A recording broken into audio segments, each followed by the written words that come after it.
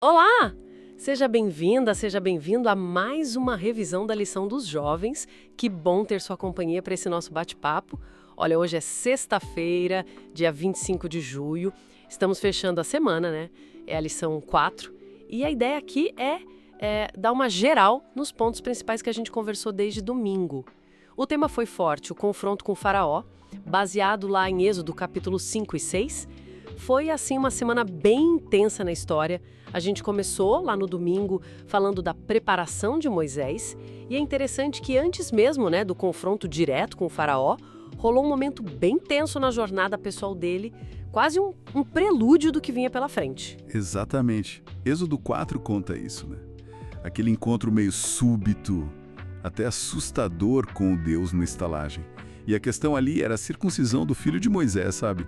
Um requisito da aliança que ele tinha deixado passar. Ah, sim. A Zípora agiu rápido, resolveu na hora. E isso joga uma luz, assim, na importância da obediência mesmo nos detalhes, né? Especialmente para liderar. Era algo sério que precisava estar em ordem antes da missão maior. Faz todo sentido. É como se Deus dissesse, olha, antes de ir lá enfrentar o poder do Egito, vamos acertar as coisas aqui, na sua casa, na sua obediência. E aí sim, né, com isso resolvido, ele e Arão vão para o primeiro encontro com o Faraó. E o pedido inicial parece até modesto, não é? Deixar o povo ir 3 dias para o deserto sacrificar. Parece modesto para nós hoje, talvez, mas para o Faraó, aquilo foi uma afronta direta. Ele que se via quase como um deus, né, o poder máximo ali no Egito. Sim. Interpretou como pura ousadia, tipo, quem esse povo pensa que é. E preguiça também. A resposta dele em Êxodo 5, verso 2 é muito clara. Quem é o Senhor para que eu obedeça e deixe Israel ir? Não conheço o Senhor, não vou deixar ninguém ir. Ele não só recusa, mas assim, ele desafia a autoridade desse Deus que para ele era desconhecido. É um choque total de visões de mundo ali. Uau! E esse choque teve consequências imediatas e, nossa, terríveis para os israelitas. A situação não só não melhorou, como piorou muito. Faraó mandou apertar, né? Exigindo a mesma produção de tijolos, só que agora sem dar a palha. Dá para imaginar o desespero. Nossa, foi um desespero total. E o mais complicado é que a culpa caiu em quem? Em Moisés e Arão. Os próprios capatazes israelitas sofrendo ali na pele. Coitados. Foram confrontar os líderes. Basicamente disseram, olha, vocês só pioraram a nossa vida. Que o Senhor veja isso e julgue vocês. Tá lá em Êxodo 5, 21. Perderam o respeito, a confiança inicial se foi. E esse ponto é chave, sabe? A dificuldade aumentou justamente depois do anúncio da libertação. Verdade. Isso ensina muito pra gente sobre não medir a ação de Deus só pelo que parece óbvio, pelas circunstâncias. Às vezes, a coisa piora justamente porque algo grande está para acontecer. É um sinal. E essa pressão toda acabou atingindo o próprio Moisés, né? Ver o povo sofrer ainda mais por causa da intervenção dele. Deve ter sido horrível. Ele vai até Deus e desabafa mesmo, questiona. Senhor, por que o Senhor maltratou este povo? Por que me enviou? Êxodo 5, versos 22 e 23. É uma reação tão humana, de frustração, de dúvida profunda. Muito humana.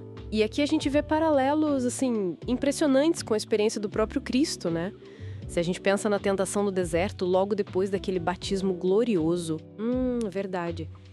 Ou na agonia lá no Getsêmani, onde ele soou sangue. E, claro, o ápice na cruz. Deus meu, por que me desamparaste? Essas experiências mostram que se sentir sozinho, questionar no meio da crise, não significa que Deus se ausentou. O Salmo 18 fala que às vezes ele parece estar em trevas densas, mas ele continua ali, presente no controle. A fé de verdade caminha mesmo sem ver ou sentir tudo certinho. E essa ideia de fé no meio da dificuldade nos levou para a reflexão final da semana, né? Sobre a fidelidade, que mesmo depois de séculos de escravidão, convivendo ali com toda a idolatria do Egito, ainda tinha gente fiel a Jeová, um remanescente. Sim, essa perseverança silenciosa de muitos é algo notável. E tem aquela citação de Ellen White que a gente viu, que traz uma perspectiva muito importante. Deus permitiu que a opressão chegasse a um ponto extremo. Permitiu. Como assim? Vou por descaso, claro, mas com propósitos bem definidos. Primeiro, para que o caráter tirânico do faraó ficasse escancarado, sem dúvida nenhuma. E segundo, talvez o mais importante, para revelar o seu próprio poder, sua justiça, seu amor, de um jeito que marcasse o povo para sempre, sabe? Entendi. Para que não restasse dúvida do livramento. Exato. A ideia era que, ao verem aquela libertação espetacular, eles escolhessem servir a Deus por gratidão, por convicção, não só por costume. A aprovação da fé foi necessária para purificar, para preparar o povo para essa nova fase da aliança. Porque muitos, infelizmente, estavam tão acomodados ou influenciados pelo Egito que, na hora H, hesitaram em sair. A libertação não foi só física, foi um chamado para uma decisão espiritual profunda. Nossa, é uma perspectiva bem forte mesmo. A dificuldade como um palco para Deus se revelar e para a gente exercitar nossa escolha. E no fim das contas, a promessa que sustentou tudo isso e que vale para a gente hoje é a da presença constante. Eis que estou com vocês todos os dias, lá em Mateus 28, 20. Exatamente. E isso deixa a gente com uma pergunta para pensar, né? Como essa história aponta da libertação de Israel que aconteceu, mesmo com dificuldade, com dúvida, com aparente demora de Deus, como isso pode fortalecer a nossa esperança, a nossa paciência hoje?